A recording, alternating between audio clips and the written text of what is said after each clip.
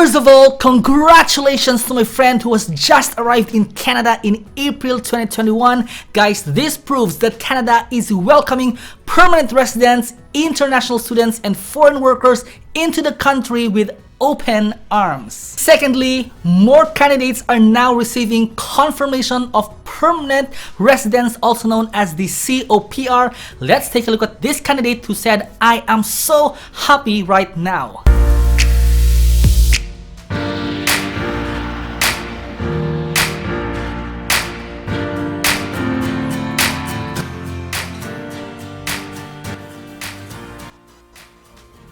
Alright, I am so excited to share with you guys the journey of these successful applicants. So this guy is actually an administrative officer with NOC code 1221. On August 5th, 2020, he received his ITA, which is the invitation to apply. And then come September 25th, 2020, he received his AOR, which is the acknowledgement of receipt.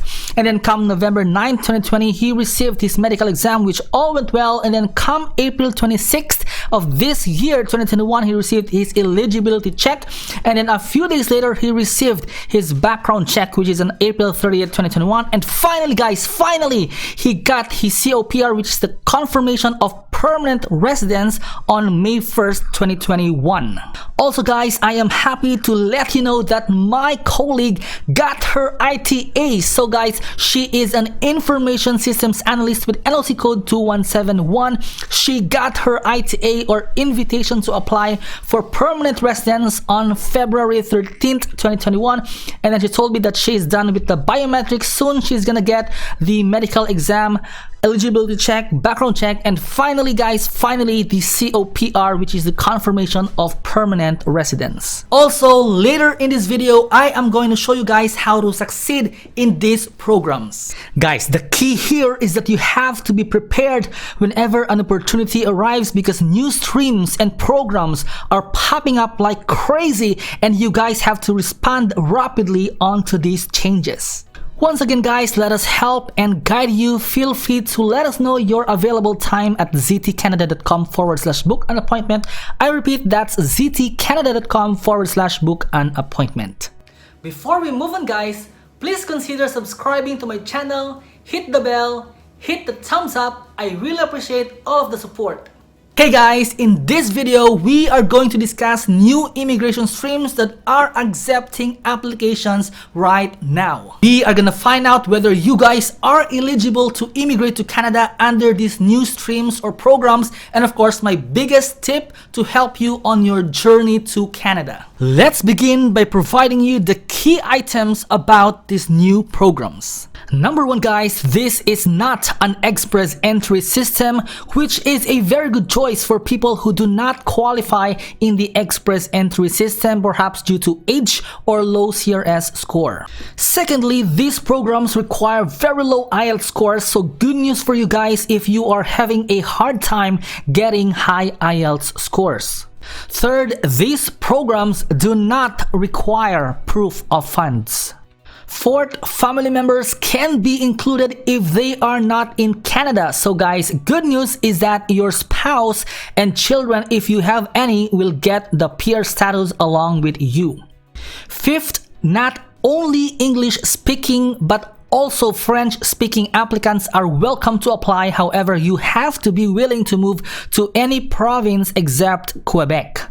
Sixth, exactly today, guys, on May 6th, Canada is opening new streams that will allow candidates to become Canadian permanent residents. So that is from May 6th until November 5th, 2021 only. Seventh, you guys need to hurry up if you want to secure Canadian permanent residence through one of the new programs, because guys, once the cap is reached, it is not going to accept further applications. That is why you have to be very quick in responding to these changes. And number 8, according to Honorable Marco Mendicino, the Minister of Immigration, Refugees and Citizenship, there are a number of occupations that are gonna be captured by this policy that will provide a fast, broad, innovative path to permanent residency, which will help to accelerate our economic recovery as well as protect our long-term prosperity. Now guys, it is time to discuss the new immigration streams or programs. Now guys, before we get into that, let's take a look at some of the eligible occupations, and let's start off with the healthcare sector. Of course, we're looking for registered nurses and registered psychiatric nurses with NOC code 3012, followed by NOC 3233 for licensed practical nurses, and then we have NOC 4412 for home support workers, housekeepers, and related occupations. We have NOC 4212 for social and community service workers, and then we have NOC 3131 for pharmacists, followed by NOC 3113 for dentists, and then we have NOC 4152 for social workers, and so on and so forth. Now, from the non-healthcare sector, here are some of the eligible occupations. Let's start off with NOC 7511, which are for transport truck drivers, which is followed by NOC 8431 for general farm workers. And then we have NOC 4411 for home child care providers, NOC 4213 for elementary and secondary school teacher assistants, and then we have NOC 7611 for construction trades helpers and laborers, and then we also have NOC 6611 for cashiers. Guys, note that the complete list of eligible occupations for both healthcare and non-healthcare sectors will be provided later in this video. Now guys, just a few more before we discuss the new programs. Let's talk about the forms that you guys need to submit along with the application. Now the first one is the IMM 008, which is the generic application form for Canada, followed by IMM 566, which is the Schedule A or the background declaration form for main applicant and spouse or common law partner and each dependent children if there's any. And then we have IMM 5562 for supplementary information form. And then we have IMM 008 DEP for additional dependents if applicable. Moving on guys, for number 5, we have the additional family information form, which is the IMM 5406, only guys if applicable. And then we have the IMM 5476, which is the use of representative if you are hiring an immigration consultant. And then number 7, we have the IMM 5409, which is the statutory declaration of common law union if you have a common law partner or a spouse.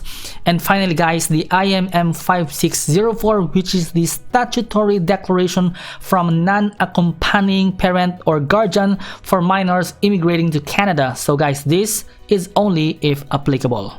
Now guys, before we discuss the new programs, let's take a look at some very important data in order to give you a good vision of what is actually happening right now in Canada in terms of applications, in terms of invitations. So we all know guys that Canada is looking for 400,000 new immigrants in 2021 alone, and so far Canada has already invited 60,000 candidates, and just today Canada is looking for 90,000 more, and these candidates will be coming from different sectors. The first one is from the healthcare sector. Canada is looking for 20,000 candidates, and then we have 30,000 candidates from selected essential occupations, and finally Canada is looking for 40,000 international student graduates.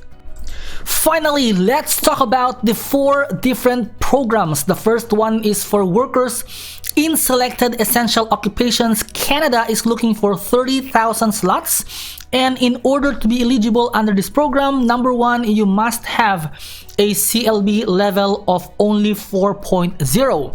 So that means speaking of 4, listening of 4.5, reading of 3.5, and writing of 4.0.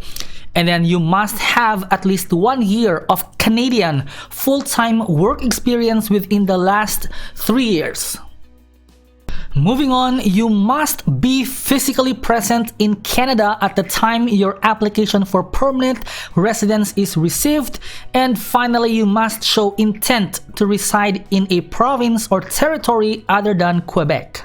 Now, the second program, guys, is for essential workers in the healthcare sector. Canada is looking for 20,000 slots for this, and the eligibility requirement is the same as that of program number 1. Now, the third program, guys, is for international student graduates. Canada is looking for 40,000 slots for this, and in order to be eligible under this program, guys, you must have a CLB level of only 5.0, which is speaking 5, listening 5, reading 4, and writing 5. And also, you must be employed in Canada at the time of your application. In addition, guys, you must have completed a qualification from a post-secondary designated learning institution or DLI after January 2017 before submission of a complete application. And then, of course, you must have a valid temporary status in Canada and be physically present in Canada at the time of your application. And finally, guys, you must show intent to reside in a province or territory other than Quebec. Finally, the fourth program, guys, is for French-speaking international student graduates currently employed in Canada. Guys, there is no cap on intake for this program. And guys, the eligibility requirement is the same as that of program number 3. Now, let's move on to my biggest tip for you guys. So guys, as you can see, Canada has been opening up new immigration streams and programs that caters towards more of the international students and temporary foreign workers in Canada. And this proves how important and how really beneficial for you to become an international student in Canada, and how becoming an international student graduate opens doors to so many immigration streams just like this one. And so the time is now, my dear friends, while these new immigration streams are popping up. And so I invite you guys to go to the link down below to see whether you guys are eligible to become an international student in Canada. Guys, if you have any questions, feel free to let us know at ztcanada.com/book an appointment. I repeat, that's ztcanada.com/book an appointment. Thank you so much, guys, for watching. If you have any questions, don't hesitate to write down in the comment section down below. If you guys haven't watched my previous videos about express entry, you can try going through these videos right here. And I'll see you guys in my next video. Good luck.